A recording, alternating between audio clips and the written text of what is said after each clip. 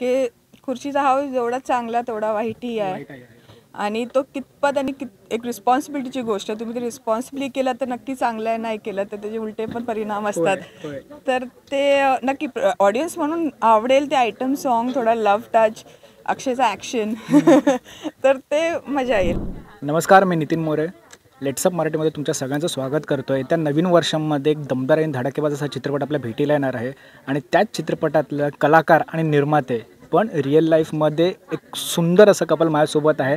अक्षय आणि योगी तर माझ्यासोबत आहेत. कसं आहे तुम्ही दोघे? मस्त. तू कसं आहेस? मी सुद्धा मस्त. सगळ्यात आधी तुला प्रश्न विचारतो, कितपत धडे दिले पॉलिटिक्सचे? अक्षय बा असं असतं, अक्षय ते तसं असतं असं. Is a good observer. मला द्यायची गरजच पडली नाही, कारण त्यांच्या पुणेकरी असल्यामुळे ते थोडंसं तो जबाबदार तर आहेच. तर ही हॅज इट. तर मला तर मी स्वतः बघून सरप्राईज होते. यु नो, वाव, जमतंय, खूप छान जमलं.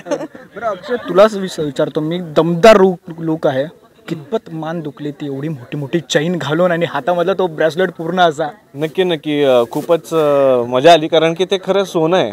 क्या बात आहे. हा, म्हणजे असं लोकांना वाटलं की ते काय म्हणा आपण जुना बाजार किंवा इथून, तसं नाही, ते खरं सोनं आहे. म्हणजे आमचे अमराळे ज्वेलर्स जे स्पॉन्सर आहेत त्यांनी स्पॉन्सर केलं होतं आणि परत आम्ही द्यायचो त्यांना रात्री.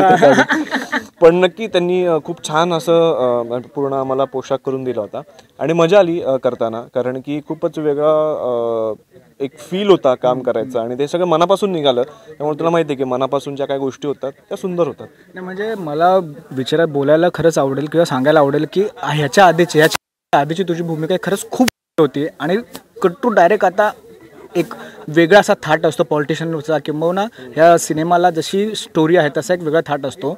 एक कलाकार म्हणून तू या स्टोरीकडे कशा पद्धतीने बघतोस? नाही, कलाकार मला स्वतःला खूप काही करण्याचा वाव मिळाला याच्यामध्ये आणि मी आत्तापर्यंत लव्ह असलेल्या फिल्म्स केलेल्या आहेत किंवा आपल्या ऐतिहासिक चित्रपटांमध्ये काम केले, पण हा एक खूपच वेगळा चित्रपट आहे आणि मला असं वाटतं की हा चित्रपट केल्यामुळे आता अख्ख्या इंडस्ट्रीमध्ये नक्कीच चर्चा होईल की अक्षय हा मल्टीटास्किंग आहे आणि वेगवेगळ्या भूमिका तो नक्कीच निभावू शकतो. फक्त एका पठडीतला अभिनेता आहे. आणि असं म्हणतो ना आपण, बरेच डिरेक्टर किंवा मी कुणाचं काहीतरी ऐकलं होतं, बहुतेक मी उपेंद्र लिमे दादांचं आत्ता मी ऐकलं होतं काहीतरी इंटरव्ह्यूज, की हिंदीमध्ये मराठी ॲक्टरला इतकं का विचारलं जातं. त्यांचं आन्सर असं होतं की हिंदी लोकांकडे खूप कमी असतं पण ते खूप दाखवतात.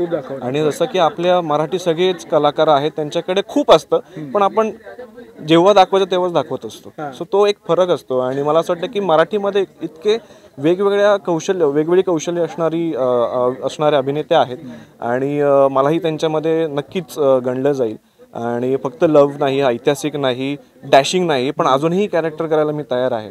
आणि हा आपण खुर्चीबद्दल जर बोललो तर खूप मनापासून केलेला हा चित्रपट आहे, मनापासून केलेलं काम आहे. आणि जसं आपण खुर्ची बघितलं, याच्या आधी बरेच ऐतिहासिक आणि किंवा पुण्यामध्ये बऱ्याच चित्रपट या धर्तीवर झाल्या आहेत, मुळशी पॅटर्न झाला किंवा अजून काही फिल्म होतात त्या संदर्भात.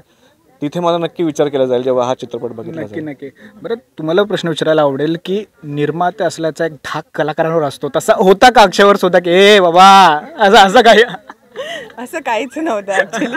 ही वॉज गुड ना, तर ते जेन्युइन होते, तर त्यात काय ठार द्यायचे. आणि त्यांनी स्वतः पोस्ट प्रोडक्शनमध्ये भरपूर काम केलं आहे, खूप मेहनत टाकली आहे in the part of editing आणि कधी सॉंग्ससाठी वगैरे. त्यांचे इनपुट चांगले राहिले. सो या म्हणजे work as friends more than husband wife. आणि किंवा म्हणजे असं बोलायला काहीच हरकत नाही की कामाच्या ठिकाणी जेवढं आपण कॅज्युअल असतो त्याच्यापेक्षा प्रोफेशनली सुद्धा तेवढंच 100%. म्हणजे आता तुम्ही मला बघाल की पहिला माणूस चित्रपटाशी जुडलेला आत्तापर्यंत आमच्याबरोबर आहे. म्हणजे बरेच प्रॉब्लेम झाले, पण सगळे सॉल्व्ह करून आम्ही पुढे गेलो. आणि मला असं वाटतं की ही फ्रेंडशिप नेहमी राहायला हवी. म्हणजे एक प्रोफेशनल राहण्यापेक्षा ऑन द कॅमेरा आपण प्रोफेशनल, पण ऑफ द कॅमेरा आपण ॲज अ मित्र म्हणून राहू शकतो जर तो चांगला बॉन्ड राहिला तर. त्यामुळे आमचे ऑफ द कॅमेरा जे मित्र होते तसेच मित्र राहिले, किंवा ज्या लोकांबरोबर आम्ही काम केलं म्हणजे सिनेमामध्ये, ते सुद्धा आता आमचे मित्र आहेत. मग आम्ही कोणाच्या घरी जेवायला जातो, कोण ना कोणत्या आमच्या चिकन मटन बनवतं, बिर्याणी बनवतं. सो त्यामुळे खूप मजा येते हे करण्यासाठी. आणि एक म्हटलं की एक फ्रेंडली वातावरणात जर काम केलं तर ते 100% माणूस त्याच्यात देतो तुम्हाला. अगदीच. नाही, खरंच खूप भारी वाटतं तुमच्या दोघांसोबत गप्पा मारून. बरं, एक जाता त्या शेवटचा प्रश्न विचारतो. एक कलाकार म्हणून जसं तुम्ही या सिनेमाकडे बघताय, तसंच एक प्रेक्षक म्हणून सुद्धा तुम्ही या सिनेमाकडे कोणता दृष्टिकोन तुम्ही असताय? फुल एंटरटेनमेंट बघायचं कमर्शियल वाईज, आणि एक मेसेज पण आहे ते मूवीमध्ये, तुम्हाला ते एंडमध्ये कळेल की खुर्चीचा हाऊस जेवढा चांगला तेवढा वाईटही आहे. आणि तो कितपत आणि एक रिस्पॉन्सिबिलिटीची गोष्ट आहे. तुम्ही ते रिस्पॉन्सिबली केलं तर नक्की चांगलं आहे, नाही केलं तर त्याचे उलटे पण परिणाम असतात. तर ते नक्की ऑडियन्स म्हणून आवडेल ते आयटम सॉन्ग, थोडा लव्ह टच, अक्षयचा ॲक्शन तर ते मजा येईल. आणि आर्यन नवीन आहे आणि is come up very good. एवढा लहान वयात आहे, त्याच्यामध्ये तो इनोसन्स फेस असून पण ही केप्ट अप दॅट, आणि ते बघण्यासारखं आहे. यू कॅन रिलेट हिम, असं त्याचा कॅरेक्टर आहे. छान म्हणजे त्यांनी केलं आहे. अक्षय तू? खरं तर खुर्ची नाव जरी सिम्पल आणि कॅची असलं तरी याच्यामुळे खूप काही गोष्टी घडतात याच्यात सिनेमामध्ये. आणि मला वाटतं की ज्या काही गोष्टी घडत आहेत या 12 जानेवारीला तुम्हाला कळतीलच. त्याबद्दल आपण ट्रेलरला अजून काही आपण चर्चा करूच, म्हणजे तुम्हाला अजून काही गोष्टी क्लिअर होतील. आता तर फक्त टीजर होतं आणि काय गाणी बाहेर निघाली आहेत, आणि आता ट्रेलर जेव्हा बाहेर निघेल तेव्हा अजून तुम्हाला उत्सुकता वाढेल की आई शपथ हे काय आता, हे असं होतं, आता हे असं आहे, मग चित्रपट काय असेल.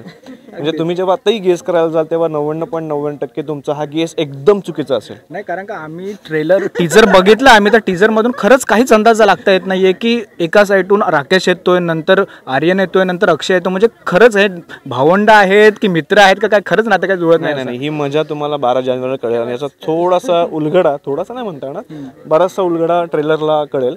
पण त्याच्यात तुम्ही कन्फ्युज असाल, आणि जर तुम्ही ओळखलं तर तुम्हाला मागेल ते दिन. म्हणजे चांगल्या पद्धतीने अशी ऑफर आलेली आहे. खरंच खूप भारी वाटतं तुमच्या दोघांसोबत गप्पा मारून. एकच चान्स चालेल, एक चान्स आपल्यासाठी खूप असतो असं बोलायला काय हरकत नाही. खरंच खूप धन्यवाद लेट्स अप मराठी सोबत गप्पा मारल्याबद्दल, आणि ऑल द व्हेरी बेस्ट तुमच्या संपूर्ण टीमला. Thank you so much.